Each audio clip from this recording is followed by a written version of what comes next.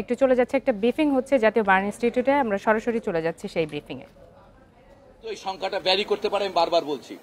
এখানে প্রধানত চিকিৎসার ক্ষেত্রে আমাদের যে দক্ষতা, এই প্রতিষ্ঠানের সামর্থ্য, দক্ষ চিকিৎসক, রক্ত, আনুষঙ্গিক সকল প্রস্তুতি সম্পূর্ণ আছে।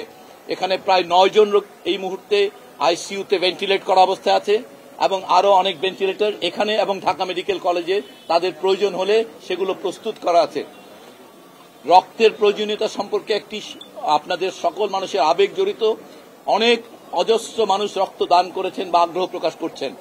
রক্ত মূলত প্রয়োজন হবে আগামীকাল থেকে, এবং এই হাসপাতালে সাফিসিয়েন্ট যে সকল গ্রুপের যারা এখানে আহত হয়ে এসছেন তাদের জন্য প্রয়োজনীয় রক্ত আছে।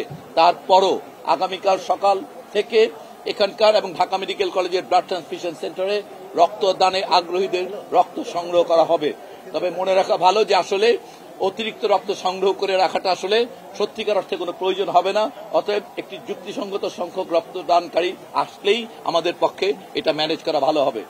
হাসপাতাল হিসেবে এই হাসপাতাল সিএমএইচ একটা প্রোটেক্টেড কারণ, সেই কারণে সেখানে মানুষের ভিড় কম, অতএব ওখানে ইনফেকশন কম হবে, রোগী দ্রুত সুস্থ হয়ে উঠবে। এই হাসপাতালের সবচেয়ে জটিল রোগীরা আছে। আপনাদের মাধ্যমে সকল মানুষের কাছে অনুরোধ করব, এই হাসপাতালের ভেতরে কেউ প্রবেশ করবেন না। আসলেই শুধুমাত্র ইনফেকশনের কারণে একটা বড় সংখ্যক মানুষের মৃত্যুর সম্ভাবনা তৈরি হবে।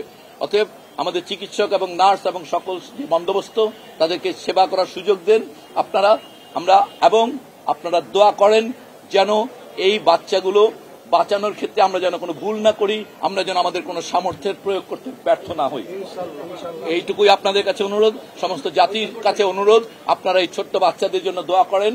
আমাদের সকল প্রচেষ্টা, আমাদের সকল চিকিৎসক দল এবং এই ইনস্টিটিউটের পরিচালক আমার পাশে আছেন, ম্যাডাম পাশে আছেন, আমরা সবাই প্রতিশ্রুতি দিচ্ছি আমরা সর্বোত্তম চেষ্টা করব। চিকিৎসকরা সার্বক্ষণিক থাকবেন। আজকে এখানে রোস্টার করা হয়েছে 24 ঘন্টা, প্রত্যেকটা টিম সকল সেক্টরে, আইসিইউ থেকে আরম্ভ করে ওটি থেকে আরম্ভ করে পোস্ট অপারেটিভ, এইচডিও সব জায়গায় টিম থাকবে। এখানকার প্রস্তুতি সম্পর্কে এখন বলবেন এই হাসপাতালের পরিচালক অধ্যাপক নাসির।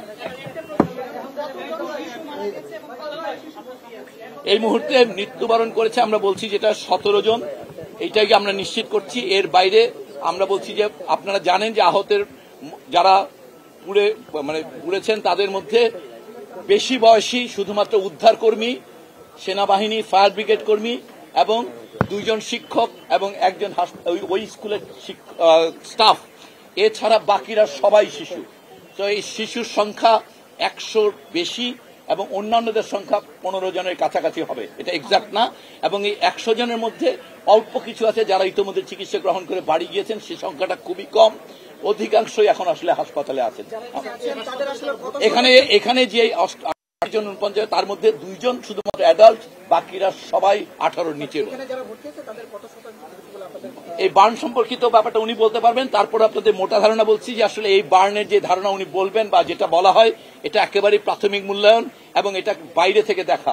এই ধরনের বার্নের ক্ষেত্রে বাইরের বার্নের পাশাপাশি তাদের যে ইনহেলেশন ইনজুরিটা হয়েছে সেটা কিন্তু পরবর্তীতে তাদের আউটকামের উপরে খুব বেশি প্রভাব ফেলে।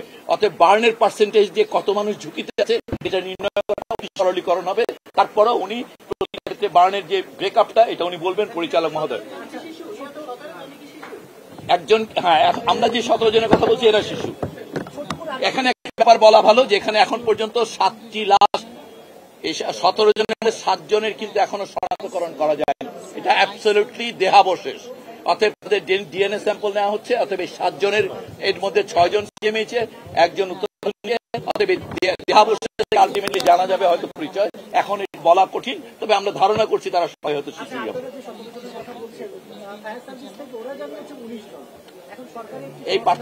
এই পার্থক্যটার কারণ আমরা হাসপাতালে ভর্তি অবস্থায় আমরা এই বাকি 2 জনের কথা আমরা বলতে পারছি না। হাসপাতালে